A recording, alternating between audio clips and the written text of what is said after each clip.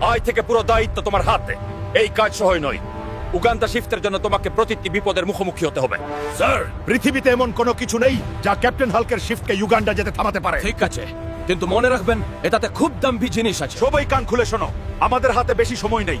আমাদের 30 দিনের মধ্যে শিফটকে উগান্ডা নিয়ে যেতে হবে। সবাই নিজের নিজের পজিশন নিয়ে নাও। সবকিছু তো পরিষ্কার দেখছি, আর কিচ্ছু দিনই বাকি আছে, তারপর শিফট উগান্ডা পৌঁছে যাবে। এখন গিয়ে একটু ব্যায়াম করি। সর্দার, মনে হচ্ছে লটারি লেগে গেছে। বড় সাইজের এক কার্গ শিফট আমাদের দিকে আসছে। সবাই নিজের নিজের পজিশন নিয়ে নাও। ক্যাপ্টেন, কিছু গুন্ডার শিফট আমাদের এদিকে আসছে। ক্যাপ্টেন, কিছু করুন। আমার ভয় করছে। তুই টেনশন করিস না, আমি দেখছি। তুই তোর পজিশন সম্ভাল। সবাই চুপ করে বসো।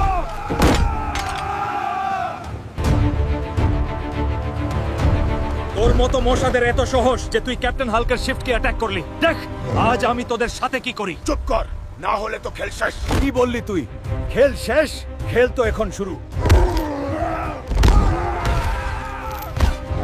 এখন দেখবি আমি তাদের ইন্ডিয়ান গভর্নমেন্টের কাছে দিয়ে আমার প্রমোশন নেব, যাতে তোরা আর কোনোদিন এমন ভুল না করিস। সবাই ধ্যান দিয়ে শুনো।